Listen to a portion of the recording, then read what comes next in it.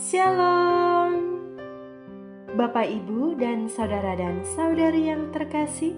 Jumpa lagi dalam Sikat Sabda Iman Katolik, Sabtu, Pekan Biasa ke-24, Bulan Kitab Suci Nasional 18 September 2021. Bacaan hari ini dari Injil Lukas bab 8 ayat 4 sampai 15. Marilah kita siapkan hati dan pikiran kita untuk mendengarkan sabda Tuhan. Semoga Tuhan beserta kita sekarang dan selama-lamanya. Inilah Injil suci menurut Lukas. Dimuliakanlah Tuhan. Banyak orang datang berbondong-bondong dari kota-kota sekitar kepada Yesus. Maka Yesus berkata dalam suatu perumpamaan, Adalah seorang penabur keluar menabur benih. Waktu ia menabur, sebagian benih itu jatuh di pinggir jalan, lalu diinjak-injak orang dan dimakan burung-burung di udara sampai habis. Sebagian jatuh di tanah yang berbatu-batu dan tumbuh sebentar, lalu layu karena tidak mendapat air. Sebagian lagi jatuh di tengah semak duri, sehingga terhimpit sampai mati oleh semak-semak yang tumbuh bersama-sama. Dan sebagian jatuh di tanah yang baik, lalu tumbuh dan berbuah 100 kali lipat. Sesudah itu Yesus berseru, Barang siapa mempunyai telinga untuk mendengar, hendaklah mendengar. Para murid menanyakan kepada Yesus maksud perumpamaan itu.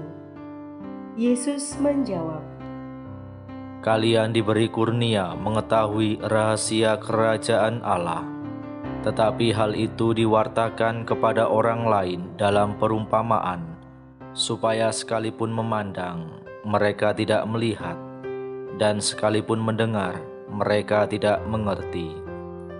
Inilah arti perumpamaan itu.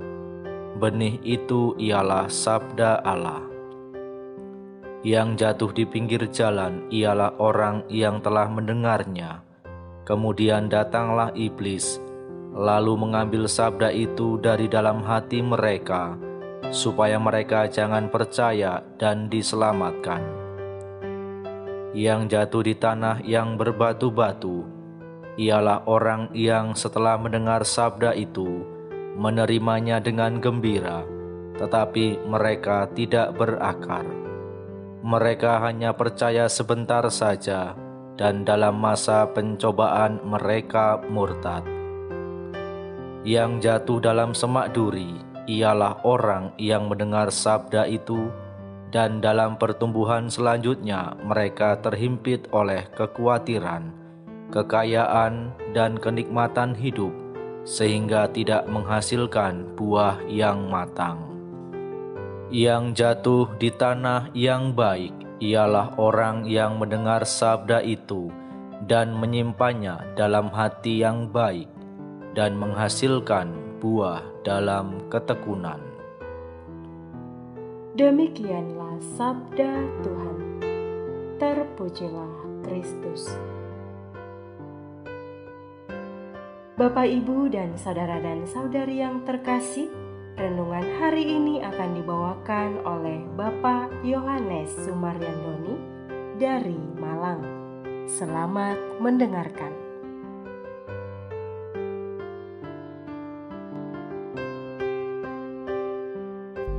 Saudara-saudari terkasih dalam Kristus, dalam berikut bacaan hari ini kita mendengarkan kisah perumpamaan tentang seorang penabur.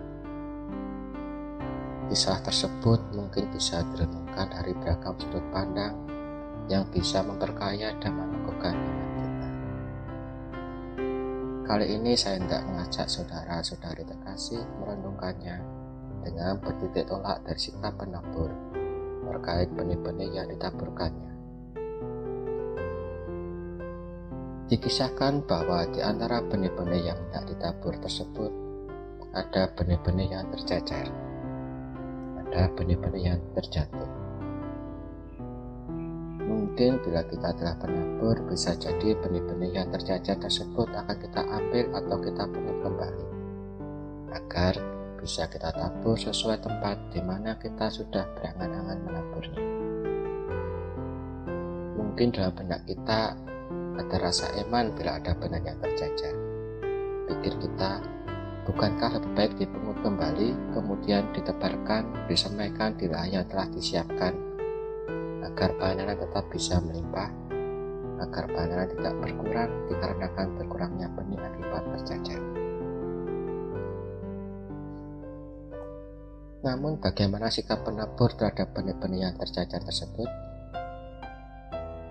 Penabur dalam kisah tersebut membiarkannya, tidak memungut kembali benih-benih yang tercecer tersebut. Atau dengan kata lain, penabur dalam kisah tersebut memberikan kesempatan benih untuk bisa bertumbuh kembang seturut kondisi tanah di mana benih itu terjatuh. Bila melihat sejarah keselamatan dalam kitab suci, khususnya bila melihat kisah-kisah dalam perjanjian lama, yang disebut sebagai umat Allah adalah bangsa Israel.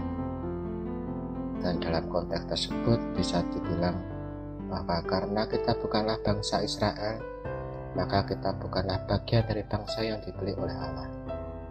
Atau sekurang-kurangnya bukan semenjak awal merupakan bagian dari rencana keselamatan Allah. Namun bila melihat sikap penabur yang memberikan kesempatan benih yang tercecer untuk tetap bisa tumbuh dan berkembang, serta jawaban Yesus tatkala ditanya oleh para muridnya, ada satu ungkapan pesan singkat yang bisa kita petik bagi diri kita, yakni, marilah kita bersukacita dan berbesar hati. Meski mungkin awalnya kita bukan menjadi orang yang dipilih oleh Allah dalam rencana keselamatannya, tetapi kita tetap bisa berkesempatan untuk menjadi orang terpilih di hadapan Allah karena iman yang terpelihara dan berkembang dalam diri dan hati kita. Kenapa saya memunculkan dan menyampaikan pesan tersebut? Karena memang itulah yang disampaikan oleh Yesus dalam jawabannya kepada para murid-muridnya.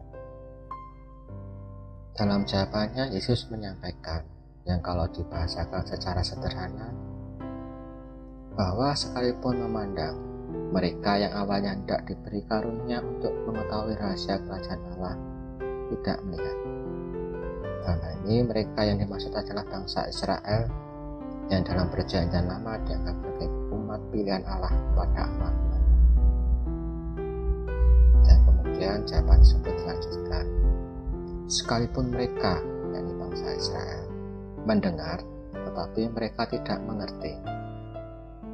Namun kepada mereka yang berbondong-bondong dan kepada para pengikut Yesus, karunia untuk mengetahui rahasia kerajaan Allah itu diberikan.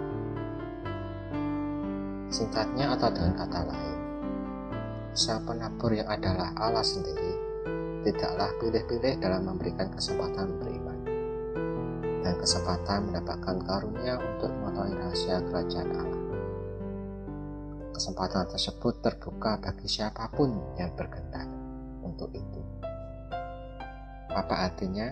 Artinya bahwa meskipun karunia itu disampaikan atau tersampaikan kepada kita lewat jajaran-jajaran benih iman yang terjatuh, kita tetap bisa berkesempatan untuk mengetahui rahasia kerajaan Allah, rahasia kerajaan surga.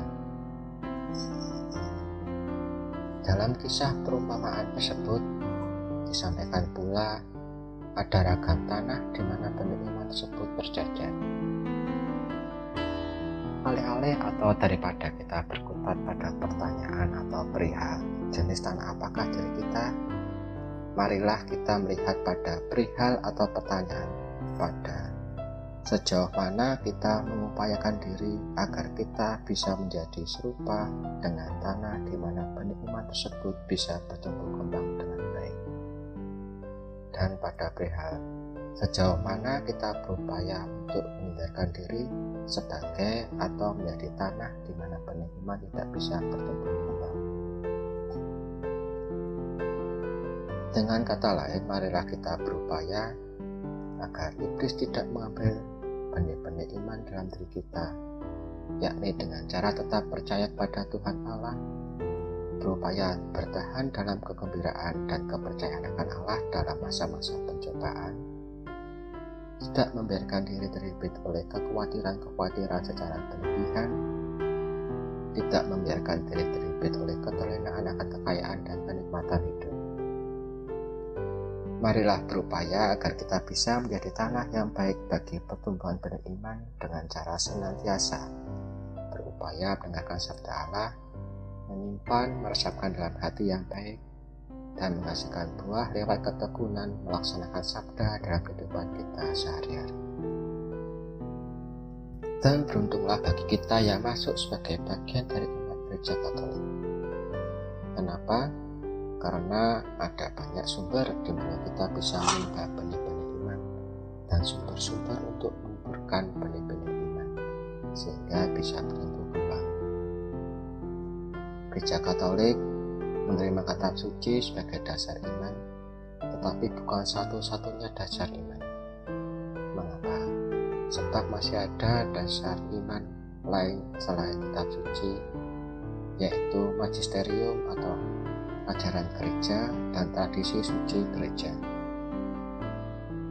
Jadi kehidupan iman gereja Katolik tidak terbatas pada buku saja, tetapi juga pada ajaran lisan para pemimpin gereja atau bapak gereja, penjaga gereja, dan orang-orang kudus.